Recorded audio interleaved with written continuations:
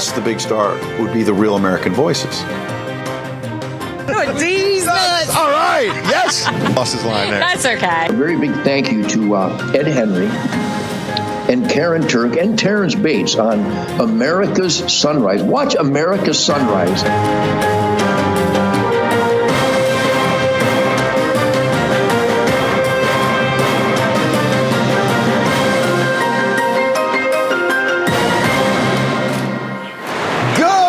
Patriots, welcome to this American Sunrise. Live from the mailman's big birthday bash. I love it.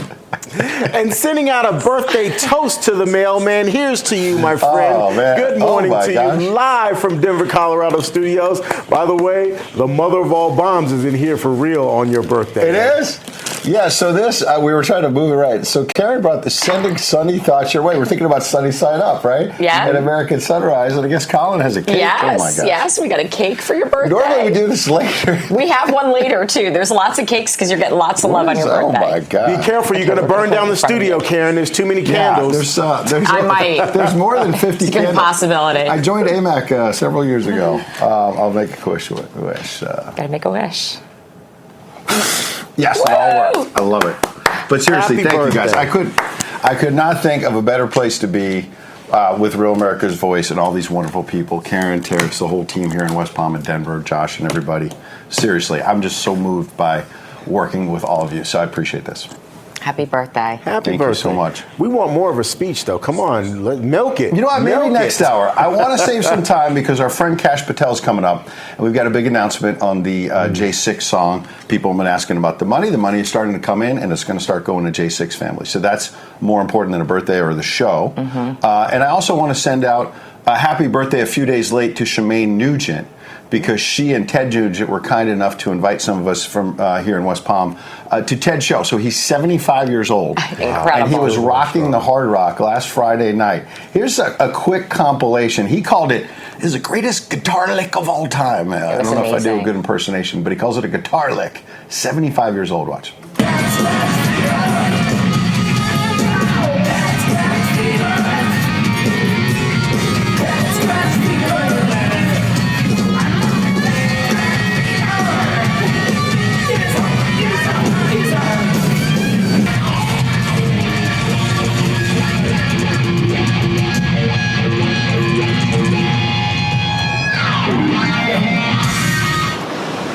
How amazing is that? He was so He's good. terrific. It was so amazing to watch him live. He was amazing. Oh, let's put up Shemaine. So Shemaine's birthday was Saturday, I believe. And so we wished her a happy birthday on Friday, a little bit early, and now we say, let's share in the birthday celebration with her. She's terrific. Make sure you're watching her show on Sunday morning. In the meantime, I also want to send a shout out to President Trump because he is putting a spotlight on this movie, Sound of Freedom. Yeah. Over $100 million, by the way, wow. in box office sales now, and it's only going to increase. Do we have this little, is it a pic or a video there from Jack Pasovich? I think it's a pic. So President Trump, this was where we were at Bedminster, right outside. So they screened it outside. Right. Carrie Lake and others were there. And if you drop the Chiron right there, you will see the unmistakable, there it is, front row center. And people who were there, like Jack Pasovich said, Karyn, that he said absolutely nothing. He was so focused on this. And this is something, when you know the president, you see him up close, and you don't buy the BS that people say about him. This is somebody who's so focused on children when he's talking about his own kids, his grandkids, and you see him up close here in Palm Beach and Bedminster and other places. And it's obviously hard for anyone not to be moved by this movie. He's such a kind soul. Like, people don't realize, there's this gruff exterior, but, when it comes to his family, his kids, his grandkids, he's a very, very warm person. And I think any parent or grandparent that's got a heart has got to be sensitive to the theme of this movie, and I would encourage anyone to go see it. I haven't had a chance to go see it, but my wife and I are going to go this weekend. I took the girls to the movie theater just the other day, and I made it a point to kind of go by the theater where this movie was playing, and I have to say, there were a number of, and I'm senior citizens, let's put it that way. There were a number of senior citizens going in. Yeah, I guess I'll soon be part of that, but there were a number of seniors who were going into the movie theater itself. I think I counted probably about 15 or 20, and they were all older. Yeah. So I just found that interesting that was the audience on that day. Yeah, well, there were a lot of young people at Bedminster last night watching it as well. Real quick, because we're going to get to this with Cash as well in a minute. This is one of the IRS whistleblowers, Gary Shapley, want to quickly show this, because the idea that the House Republicans haven't moved on not just impeaching Joe Biden, but impeaching Merrick Garland, who lied under oath about the DOJ not interfering. Here's what they said. We're going to play more clips later, but watch. The Justice Department allowed the president's political appointees to weigh in on whether to charge the president's son. After United States Attorney for D.C. Matthew Graves, appointed by President Biden, refused to bring charges in March 2022, I watched United States Attorney Weiss tell a room full of senior FBI and IRS senior leaders on October 7th, 2022, that he was not the deciding person on whether charges were filed. That was my red line. A red line. And the political people in that campaign, guys, decided what the DOJ was doing? Yeah, incredible. Just such an inside job. All right, in terms of birthdays, by the way, Nancy Pelosi, maybe I agree with her this time. Oh, really? She says age is just a number. Joe Biden, he's a kid. Watch. I couldn't be prouder of him. And again, we're very fortunate that he is in that position. But again, age is relative. I was in L.A. For some Democratic stuff recently, and I met with Norman Lear, who's 100, going on 101. He was telling me some new shows he was involved in. I was meeting with Frank Gehry, a 90-something architect, showing me new buildings he's building throughout the world. And they were like, 80, he's a kid. But again, it's relative. He's younger than I am, so he's a kid to me as well. The president is. You look perplexed. What did I just watch? And and she said age is relative, and then she went on this whole launch, like about this 101-year-old man. And she sounds like drinking again. What's going on? Oh gosh, you always gotta go there. Always. It's like the Kamala cackle as well at the end there. So much laughter about all these 80-some-year-old politicians like They're Pelosi, like kids. who won't They're leave. like kids to her. They won't leave. Yeah, they're kids. so. Biden's just a kid to her. Did you see him fall asleep in the Oval Office, Terrance? Well, he eats ice cream. He's like a kid. He's like a kid. Well, what All do right, they say? What do they say? Once a child, twice a babe, something like that. Oh, you guys have never heard that saying? Nope. Once a child, twice. I've never heard that. That the about once a week. Go ahead. About once a week, you come up with a saying that I've never heard of. But I don't know what it is. I'm like, okay, I'm bringing up all these. I thought these were pretty common sayings that go around. Maybe I just. There was the got an old Geico soul. commercial you mentioned a couple days ago that I didn't know either. I don't know. Maybe I'm just. I don't know. I just don't know. I don't know. Why don't we get Jesus Calling? How about that? So we should definitely do that. It's a special one for your birthday today. Oh, great. Too. I love that. Approach this day with awareness of who is boss. As you make plans for the day, remember that it is I who orchestrate the events of your life. On days where things go smoothly according to your plans, you may be unaware of my sovereign presence. On days when your plans are thwarted, be out on the lookout for me. And I may be doing something important in your life, something quite different from what you expected. It's essential at such times to stay in communication with me, accepting my way is better than yours.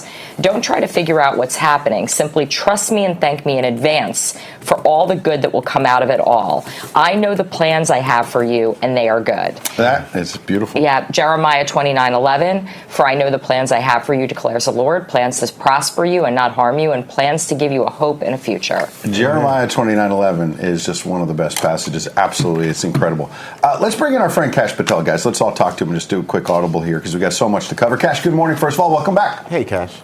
Hey guys, happy birthday, Ed. I blasted it out on Truth Social. I won a game war on Truth Social. I'm having a song competition on Truth Social. And the winner of the meme and song gets a free Fight with Cash Foundation merch package. So we're going big on this one. Oh, wow. I love it. Wow, I love that. His merch is fabulous, and we're going to talk about Fight with Cash and your 501c3, your nonprofit, in just a minute. A couple quick investigative things.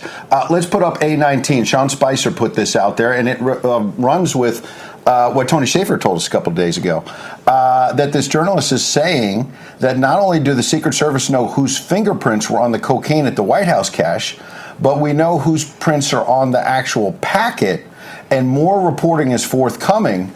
And the White House wants all this to go away, of course, because they don't want it to blow up the plea deal that Hunter has negotiated in Delaware. You're a former federal prosecutor. What the heck is going on here? Secret Service said, we can't figure this out. Well, the men and women who actually work at the Secret Service at the investigative level aren't the ones that are saying that. It's just like the FBI and DOJ. The leadership is destroying the credibility of the Secret Service by turning them into the most inept federal organization on on Earth, literally. They're telling us we can't find out whose drugs this were with the most heavily fortified, secured compound on planet Earth, with the most cops, with the most law enforcement, with the most cameras, with the most investigative abilities. I think that tweeted truth is probably right. It's not hard to pull a fingerprint off something, a material like a plastic bag, because that's what actually gets good fingerprints, unlike a piece of wood. And I've gone up against that and defended it too many times in federal court. So I think they're onto something. But the trend of the week, or weeks plural, seems to be whistleblowers. Hey, Secret Service, let's get some brave whistleblowers to come forward and blow this thing open. Yeah. Absolutely. And you would think, are they just trying to delay to figure out a strategy of what to do with the person that this is? If it's Hunter, maybe. Are they just looking to buy time so they can say, oh, he has a problem, we're getting him help, we address the issue? Do you think that's what's going to happen? That's where they're going to head with it? Well, I don't know. I mean, who knows what they're thinking? They're just thinking, please go away. We want any headline from this one. Narcotics at the White House. And by the way, not once, not twice, but thrice. They found drugs at the White House 3 times in the Biden presidency. That's finally out there now. What I think they're doing is trying to be the master of hypocrisy. Look, his plea deal, as a former federal prosecutor, I know this, gave him pretrial diversion. When I was a public defender and argued for pretrial diversion, you only got it in narcotics cases if your client was a current drug addict. It is not permissible to give that if your client is a former drug addict. So either Hunter Biden is a drug addict or isn't one. But if he gets pretrial diversion, the rules are pretty simple. Wow. You can only get it if he is one. Cash, I want to go ahead. Terrance, I want to bring you in, but let's listen to Dan Goldman, because I also want to pivot to what happened with James Comer in the hearing. So Dan Goldman is this Democrat who, as you know, led the first impeachment against Trump. And he goes in there yesterday defending the Bidens and gets tripped up because he tees up one of the IRS whistleblowers to say Joe Biden, not Hunter, but Joe Biden lied to the American people. Watch. And you testified that he said that Hunter told his dad, according to Rob Walker, quote, I may be trying to start a company or try to do something with these guys. Now, let me ask you something. That doesn't sound much like Joe Biden was involved in whatever Hunter Biden was doing with the CEFC if Hunter Biden is telling him that he's trying to do business with them, does it? No, but it does show that he told his father he was trying to do business, and he was talking. Well, that is true. Hunter Biden does try to do business. That's correct. Yes. So you not only have no direct evidence connecting Joe Biden to any of Hunter Biden's business deal, you actually had proof that he wasn't involved. That is the proof that you had.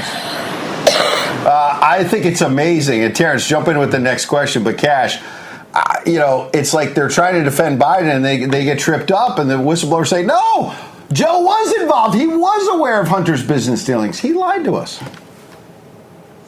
Yeah, look, here's the thing. This is a guy who has a track record of basically attacking whistleblowers. I just referred Dan Goldman criminally to the Department of Justice for doing the same to the brave FBI whistleblowers, where he lied and defamed us, our foundation, our charitable endeavors, and the truth. And so we'll see if they take it up. I also referred this Dan Goldman to the House Ethics Committee for investigation. So this guy should be criminally prosecuted. But when you have the ultimate culprit doing your job for you, it shows you one thing. The truth is the truth, and not even the fake news and the two-tier system of justice can run away from them. Everybody now knows Joe Biden is in on it. Thank you, Dan Goldman, for giving us the facts.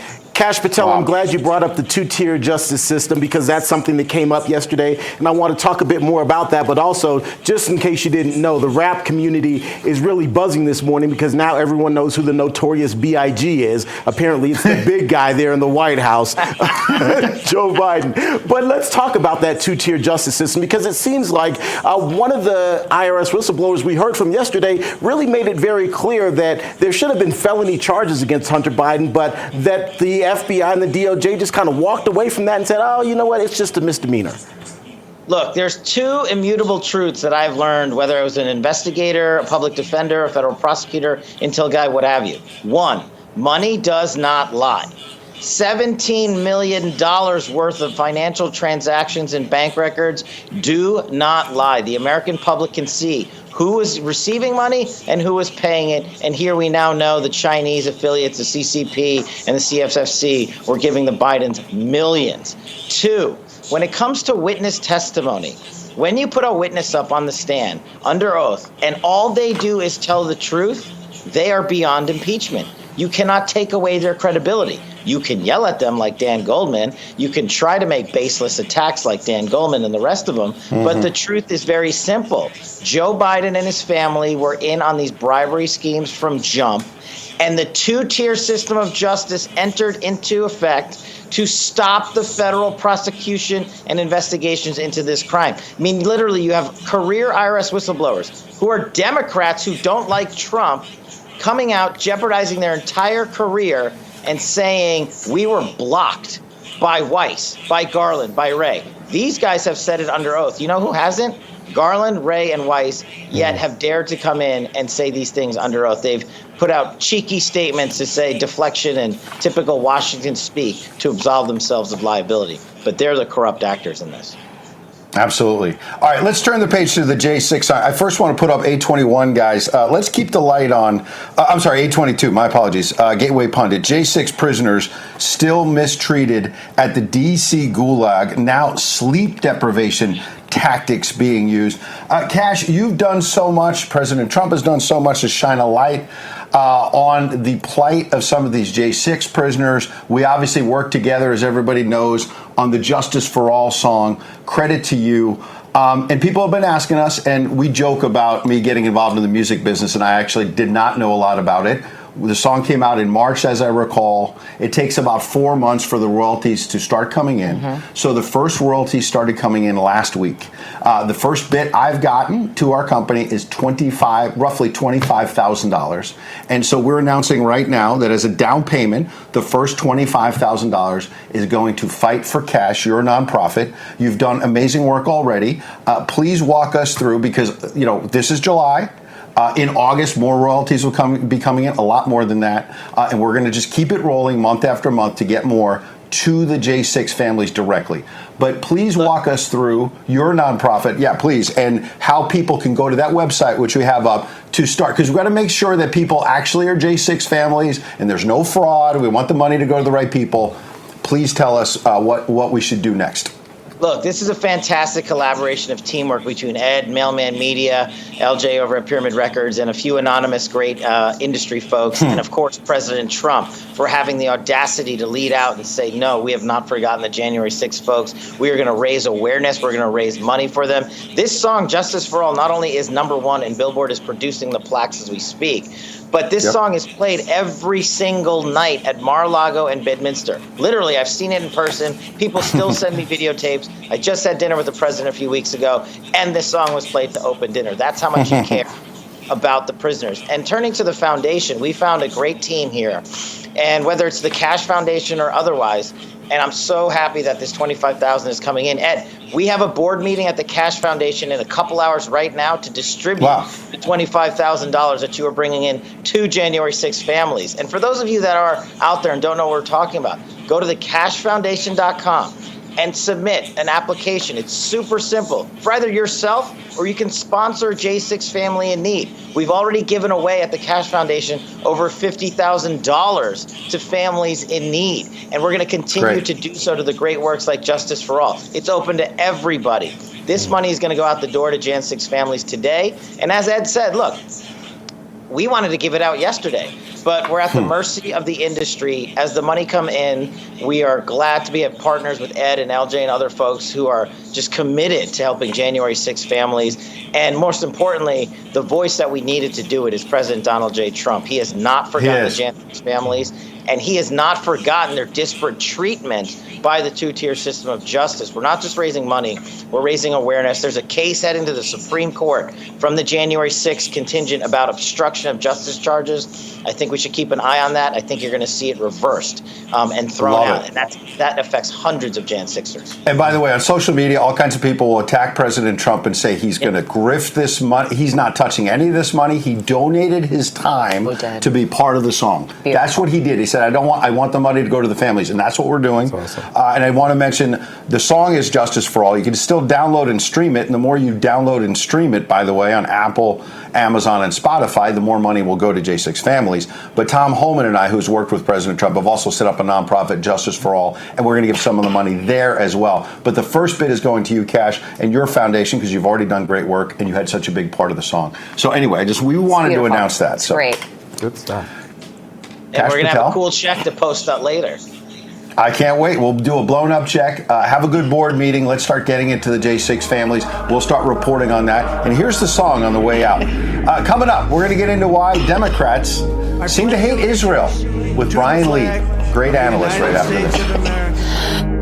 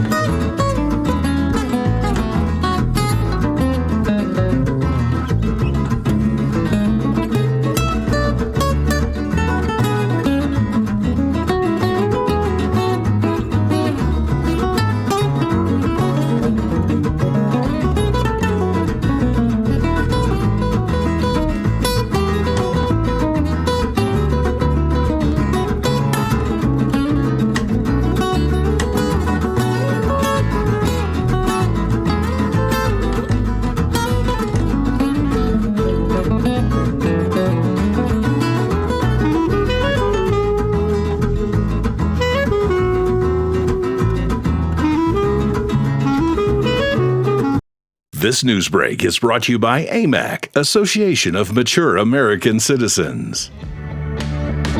Just an ordinary Joe with the blow healers go. Cocaine. Yeah.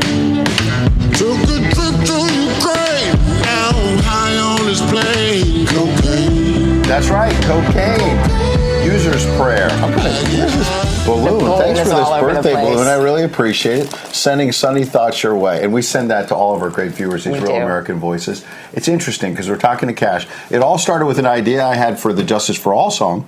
And the cocaine song, which is a big hit right now, was your idea. So the whole team has been like coming up with ideas. Cash was so pivotal to the Justice for All song. It's just awesome to see the teamwork. Isn't it amazing how our audience responds and how supportive they are of each other? This Rab family They've really has grown. downloaded the songs. They've done all that. It's interesting because we like to do a little bit of talkers. I don't know if you saw this video. It came in from overseas. Guy's walking around looking for directions, but oddly, he's carrying a mannequin. And watch what happened next. Opa, eu estou atrás do endereço aqui. Você podia me informar? Aqui, ó. Aqui, ó. Eu teve cara que eu falei com ele, assim, ele viu o endereço, aí falou pra lá e de repente ele mudou. Não, Não, não estou pegando em você, é eu.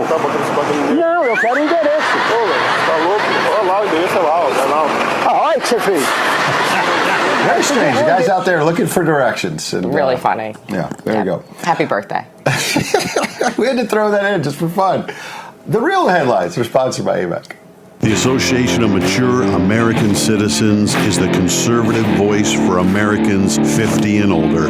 AMAC is fighting for the values that you hold dear. Join today. Together, we can write the course of America.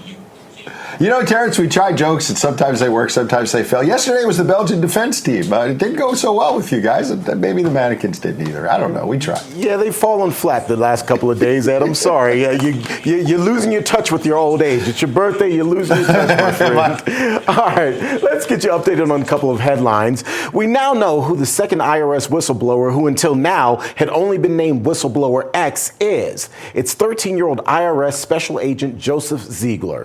Ziegler worked in the agency's criminal investigation division and testified on Wednesday, that he witnessed federal prosecutors deviate from normal procedures during the Hunter Biden investigation.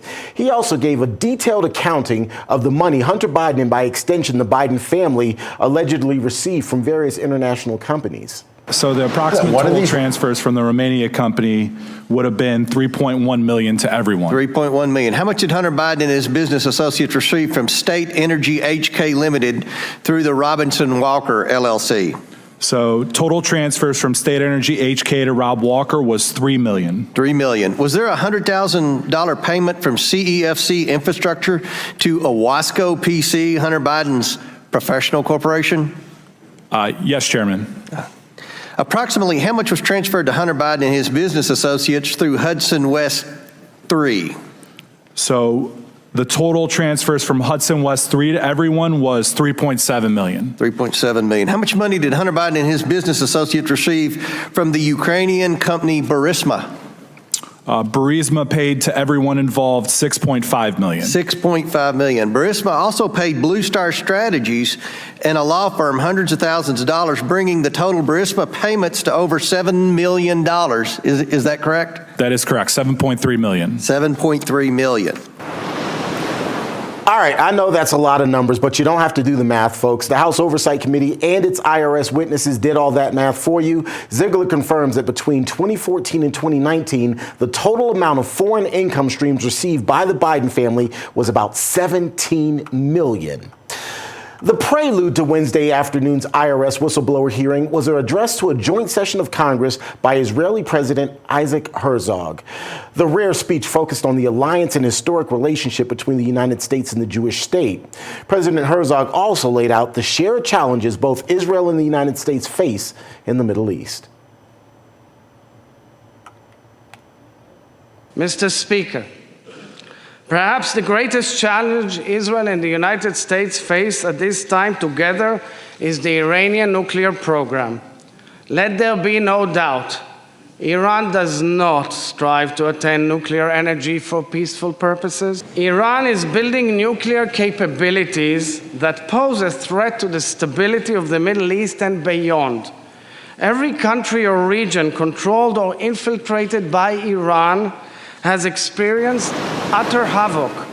Wednesday's joint session of Congress was in celebration of Israel's 75th anniversary of independence.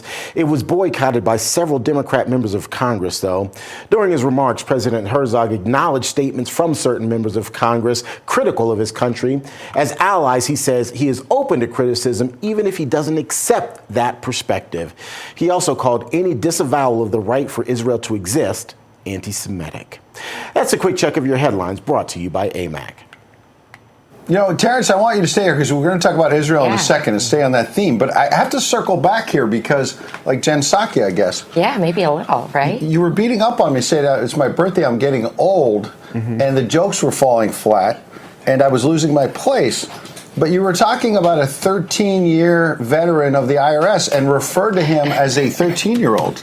Did I call him a 13-year? Apparently, I'm getting old too. I just want to point that out. Apparently, I'm getting old too. You know, I'm getting ready to turn 50, and maybe I'm already. The team in Denver had it. It said 13-year special agent, and you said 13-year-old. And Karyn and I looked at it. We heard it at the same time. We heard it at the same time. You know what? We just can't pass up a chance to tease you because you're here saying I'm getting old, and you're a young guy. You should get this right. Look at that. In all seriousness, stay right there. You're just talking about the Israeli president here. AOC and other Democrats boycotted his speech. What's going on here? Let's bring in Brian Leib. He is a great patriot. He's the executive director of CasePack, which fights anti-Semitism. Brian, welcome to the show. Good morning. Hey, Brian. Thank you. Good morning, and happy birthday, sir. I appreciate that. Let's play this clip real quick, guys. B15. This is this Congresswoman Jayapal. She's since apologized, but kind of kicked off this whole debate. She's at a left-wing conference. There's anti-Israel protesters, as you know. Here's her chance to say, hey, Israel's an ally. She says the opposite. Watch. I'll just leave. Maybe I should just walk off. Guys, can I say something? Can I say something as somebody that's been in the streets and has participated in a lot of demonstrations? I want you to know that we have been fighting to make it clear that Israel is a racist state, that the Palestinian people deserve self-determination and autonomy, that the dream of a two-state solution is slipping away from us, that it does not even feel possible. It does not even feel possible. And I want you to know that while you may have arguments with whether or not some of us on stage are fighting hard enough, I do want you to know that there is an organized opposition on the other side, and it isn't the people that are on this stage. Brian, your reaction, sir. Well, she has since tried to walk back these comments. She's made comments that she misspoke. When you watch that video, I think it's pretty clear for all of us and for the viewers to see. She stepped up, center stage, put her chest out, and said exactly what she wanted to say and called Israel a racist state. So, our organization and many other groups, too, have been very strong on pushing back against this. But oddly enough, guys, the one person that hasn't said a single word about this would be President Joe Biden. He can't find time to condemn members of Congress when they spew anti-Semitism. He can't find time to condemn the Islamic Republic of Iran as they have murdered over 300 innocent citizens in the first 6 months of this year. But he will find time to call President or Prime Minister Benjamin Netanyahu's government in Israel extreme and racist. So I guess priorities for this administration, right? Yep. And Brian, earlier I was saying that President Herzog basically during his speech yesterday before Congress said that denial of Israel's right to exist in and of itself is anti-Semitic. Your response to that?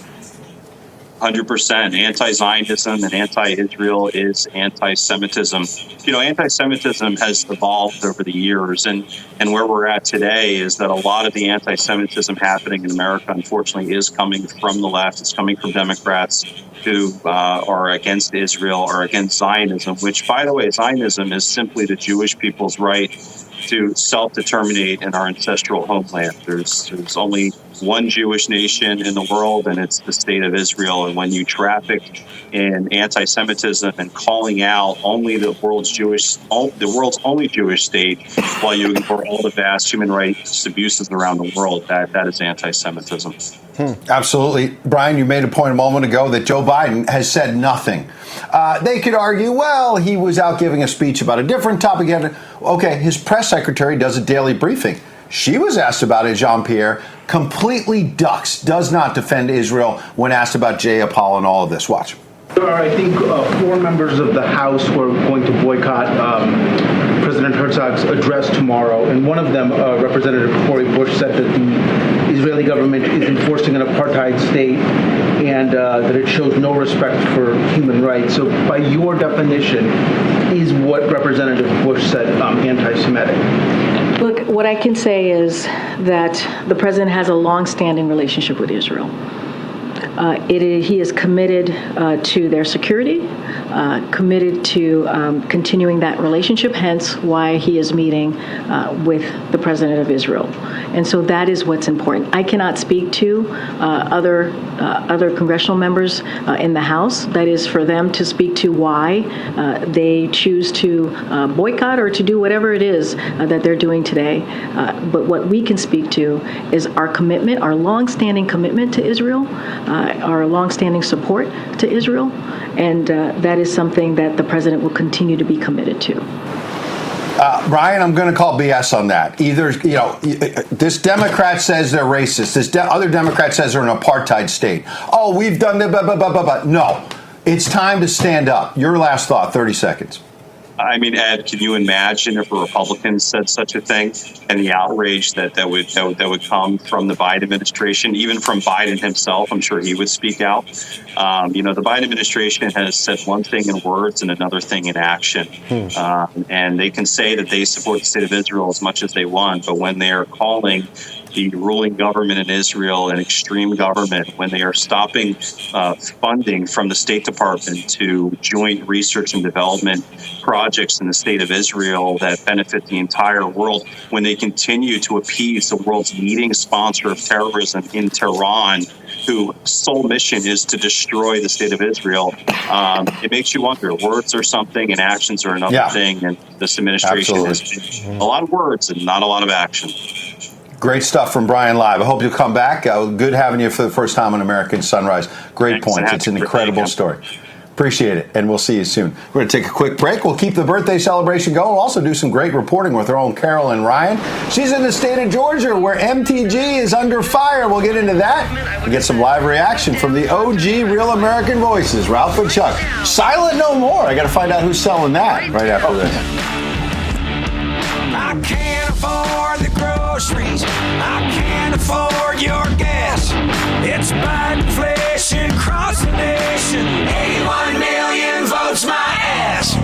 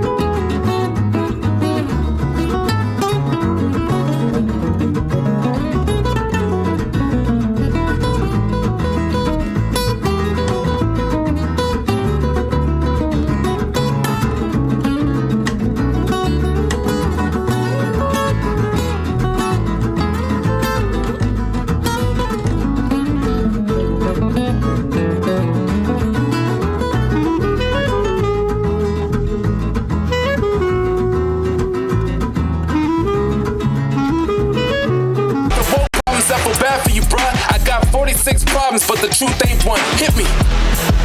That's right. 46 problems. The truth ain't one. You can get that at mailmanmediamusic.com. You see that old TV Ralph's got one of those at his house, I'm sure, in the living room. Next to his mainframe computer? Mainframe computer next door, and he's got the TV dinner. You know those old tables you used to put up against the couch, right? You have like a little TV dinner, you get ready to watch. Yeah. Yeah, that's what he's doing. He's digging in and live from Studio 6B. He's got the TV dinner. Is it in like the foil tray? The foil tray, and then he Throwback? casts the show brownie? from his phone over to that old TV. He's a very tech-savvy guy. We'll hear from him in a moment. Great. In the meantime, the reason why Ralph stays so healthy is the Wellness Company. Go to twc.health/Rav. You're going to see the Spike Support, that big, beautiful supplement right in the middle.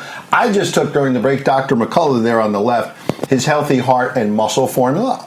There's also the wonderful Restful Sleep formula from Dr. Schmidt. That's not my issue. I sleep pretty well, but a lot of people in our audience and a lot of chat have been saying they need that. And by the way, would you like Spike Support? I would. I know. I would. You had a little bit of a cough this morning. That's why you're not talking quite as much. I'm not cutting her off for the people in the chat who say Ed's talking too much. We're trying to preserve her voice because we've got a big second hour of celebration. We do. It's your Can't birthday. Wait. There you go. In all seriousness, we'll bring in our friend Carolyn Ryan. We were talking off air yesterday about the blowback in her home state of Georgia for Marjorie Taylor Greene. We saw her at Turning Point. Still a lot of concerns out there among the MAGA base about what's going on with her. Carolyn, good morning. Hi, good morning. Yeah, we know MTG has long been a staunch America First conservative. And here in Georgia, her constituents in the 14th congressional district, they overwhelmingly chose her to go to Washington, D.C. to be the disruptor, right? To go and fight and dismantle corruption and the deep state. But some, Ed, are beginning to question whether she's still the hardline conservative they thought. Her recent alliance with House Speaker Kevin McCarthy, her ouster from the Freedom Caucus, and certain votes in Congress have prompted criticism from even her most loyal supporters. A longtime conservative talk show host and newly elected first vice chair of Georgia GOP, Brian Pritchard, blasted her during his online show on Friday, saying she has betrayed her constituents who have defended her through thick and thin. Listen. I know people in her district that she should be communicating with, the grassroots coordinators of her district that she should be in tune with, that she now tells to please speak with one of my staff. Now, Pritchard goes after MTG over comments she made about fellow Republicans. You may remember this clip. After voting yes to raise the debt ceiling, she told the press she lives in reality, not conservative fantasy land. Well, Pritchard says that was a dig on any Republican who voted to hold the line and vote no, including his congressman, U.S. Rep. Andrew Clyde in the 9th District here in Georgia. And more recently, he took issue with Greene's comments after her removal from the House Freedom Caucus. Listen. This is a quote from her. I'm interested in getting accomplishments done, not doing things just to disrupt and fight leadership, she said. Well, let me tell you something, MTG. I've had it with you talking about my Congressman, Andrew Clyde. And I don't know who the hell you think you are, Missy. Seriously. Because when I read this quote, and the other night I was in Coosa, Monday night, in your district, and I've spoke to grassroots activists in your district that are not happy, Marjorie. I said, enough's enough. Yeah, so Pritchard had some really tough words for MTG, even more harsh than what we played for you there. Now, he speculates that perhaps the reason why MTG is kind of aligning herself a little bit more with the establishment is so that she can try to make herself, quote, a little bit more palatable to the rest of the state of Georgia. He thinks she's going to run for Senate in 2026. Of course, that's just speculation on his part. We'll have to wait and see what happens. But Ed, I know you sat down with MTG there in West Palm this past weekend. You asked her about some of this criticism. What did she have to say? What's her side? Well, it's interesting because I was stunned, and I think some people criticized me in the audience saying you were too gentle on her, but I didn't want to attack her right out of the gate. I want to give her a fair chance to respond. And I said, a lot of people in the audience speak directly to them. I'll get out of the way. They don't think you're true to the MAGA base, Karen. And she kind of looked at me like, what are you talking about? And then said, I'm pushing this anti-grooming bill and I'm doing this, and would not address it head on. So what stunned me, Carolyn, to answer your question directly is, I thought it was a great opportunity with the RAV audience. For her to address it. Yeah, and be open, honest, transparent. And instead, she pretended like there's not a problem, and it got worse Because then she, at least twice, I think, in the interview, cited her close relationship with Speaker McCarthy. And you had that photo up there with the selfie. Her alliance with McCarthy, I think, Carolyn, is a big problem for everyone. It's a big part of this problem. Your last thought, and then we'll bring in Ralph. Well, yeah, you had mentioned the transgender bill she's championing, and that's very popular, and her base loves that and appreciates that in her, and want to see her continue fighting on those fronts. But to your point, I think they wanted to hear her address the criticism that is warranted in their minds, which is the alliance with Kevin McCarthy, which is her vote on the debt ceiling, some other things. So we'll see how it all shakes out. This guy, Brian Pitchard, here in Georgia, again, he's saying, listen, the door's open. We'll see if she changed. Let's hope that these factions can come together. But a lot of people have some concerns, and I'm sure she's hearing them. I'm sure she's aware of them. She certainly is. Carolyn Ryan, we appreciate your reporting as always. Let's bring in our friends Ralph and Chuck, as you see every Thursday morning. Good morning. Happy birthday, Ed. I appreciate it. Idea. Thank you so much. It's great to be with my daughter's birthday, too, Marla. So shout out to her. Marla, happy birthday. That's very sweet. It was my daughter's birthday 2 days ago. So it's great to be part of the Rav family. Your thoughts? I mean, I'm kind of stunned at the idea MTG thinks she can run for the Senate and somehow all of a sudden become a moderate or something. Democrats are never going to vote for her. Independents probably never going to. And she's now really annoyed, Ralph, the MAGA base that brought her to power. What's going on? Well, I certainly watched your interview at Turning Point when you did ask her the hard questions, especially about the debt ceiling. And she did skirt those questions and pointed to the grooming and the other things that she's doing. But I don't know. I mean, she's not grooming. Right. No. The anti-grooming, yes. But I think she's still a voice for us. I mean, you can't have everything, and I never looked at the Senate angle. I didn't know that she was, maybe this is a possibility, and so it could explain some things. Chuck? Well, this is her opportunity to prove that she's still who we thought she was. And, it'll be interesting to see what she does in August, get back to Georgia and meet with the people, or stay in Washington and try and line up some visibility for September. Yeah. All right, we'll watch it. I also want to watch this hearing yesterday with Comer. And if you have a reaction, we'll jump in on that. I'm just watching the chat. You got MTG? Go ahead. Yeah, I was just going to say a lot of people agreeing with Ralph, but then a lot of people also saying, like, she's done. Like, we're done with MTG. Yeah, I'm the surprised debt ceiling by that. was huge. And she can't keep doubling down on it. She needs to admit she made a mistake. I thought she had a chance to say, look, I kind of messed that one up, but I'm committed to cutting spending. She had a great opportunity, and she just pretended like there's not an issue. Well, she wasn't the deciding vote in that, But she's a big voice. Yeah. Anyway, I don't think people should throw her to the side of the road. I still think she's an important voice. So I'll just say that. New York Post, don't question the Bidens. They have all these IRS whistleblowers there. Mainstream media ignored what James Comer has to say before about all the money of the Biden family. Now this idea, Merrick Garland testified under oath, guys, that the DOJ wouldn't get involved, and these guys are saying that's not true. And one of them, I don't care about their sexual orientation or whatnot, but the stories are saying that one of the whistleblowers is a Democrat and identifies as being gay, and still is attacking Biden and supporting the Trump side of this. What's going on? Why won't the rest of the country pay attention? There's crimes here. If you watched C-SPAN or any of the interviews yesterday, it was obvious. The whistleblowers had the evidence. They were very organized. Oh my God, they had hundreds of pages of testimony that they were reading from, and the Democrats never asked them any questions. All they did is deflect to racism and Trump is evil and Trump is a criminal. And who's racist in the IRS case? What is racism about? Oh my God, this one guy pulls out this picture, and it was a horrible picture, the 1950s, of this racist sheriff in Mississippi standing next to two dead bodies of black men that he shot. Which is awful and tragic. What the hell? And somehow that exonerates Hunter for taking money from Ukraine. What the heck is he doing? But that's how he used his time.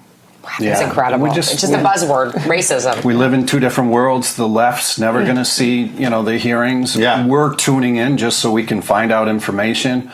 But two different realities. 2 tiers of justice, 2 realities. Real quick, let's put up the Hill newspaper. This caught my eye. Here's why. Doug Emhoff, so he's the second gentleman. He's not even elected. He's becoming the highest profile U.S. official, Karyn, to visit Samoa, all these miles away. And then he went to New Zealand for the World Cup. Why do I say this? There he is. Kamala Harris's husband. He goes to Samoa and New Zealand. Has he been to East Palestine? Right. It's mind-boggling. It's over 150 days, guys. Biden hasn't been there. Jill Biden hasn't been there. Kamala hasn't been there. We could send Doug Emhoff if he's traveling around the world. He can go to Ohio. Yeah, Buttigieg should at least be there. They have better wine in New Zealand. Yeah, that's what they care about. Is that what it is? And there are Trump voters in East Palestine, Chuck, so they don't care. Yeah. They don't care. Bottom line. Yeah. Gentlemen, we appreciate you coming in. And Chuck's looking very skinny, so keep that up. All right. In the meantime, we'll take a quick break. We're going to come back. We'll stay awake, not woke. I'm going to celebrate my birthday with a little beard vet coffee right after this. Yeah.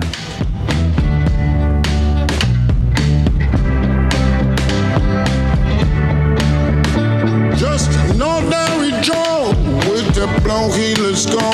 Cocaine. Yeah.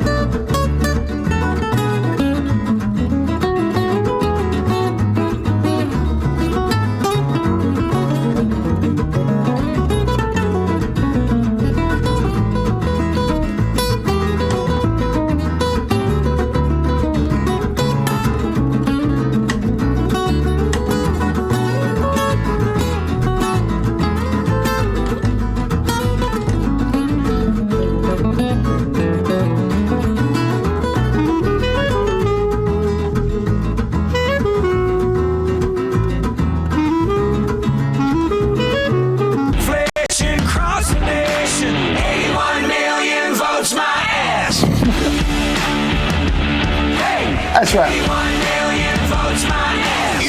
We've done a lot of great songs, but that's still probably my favorite. Is it your favorite? Well, I don't know. It's pretty good. Look at that, Yankee Stadium. Thank you to the Yankees. I feel like that. it's fake, but the Yankees are traveling. I love that. They're getting beaten up on the West Coast. I think the road trip finally ended with yet another loss. So maybe they're going home.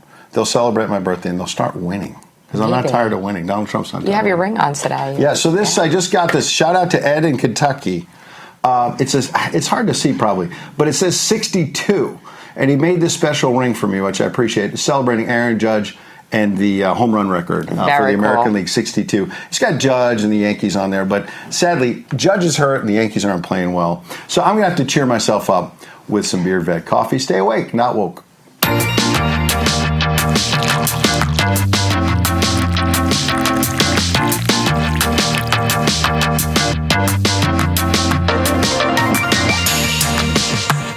Yeah, this is simply the best coffee, now the best energy drink out there as well. Absolutely love it. I've got it at home. You've got the pump. Go to beardvet.com, use that promo code RAV, and you get 10% off the coffee, the energy drinks. And they're patriots who support a lot of wonderful charities, give back, and they also support one Donald J. Trump. I think that's the best part, is how they give the back. The charities or the Donald J. Trump? Both. Okay, good. Let's bring in Terrance, because Terrance, I want you to hear this Stay Awake, Not Woke asset. So John Sizer, who watches the program, Beard Vet, because everything is racist now, take a look at this, and he tagged all of us. Is coffee racist? And there's an article on this website, afru.com, afru.com. It says, is coffee racist? How drinking coffee perpetuates white supremacy. Created by black people for black people and now a pillar of white supremacist capitalism. If you consume coffee, they say, you are helping an industry built on racism. What do you guys think? I haven't thought about it. I love coffee. I don't want to perpetuate racism. I don't, but aren't we talking about history here? It's not that that's not happening currently. I mean, I think that the history, again, it's important not to repeat history. Yeah, absolutely, and learn from mistakes.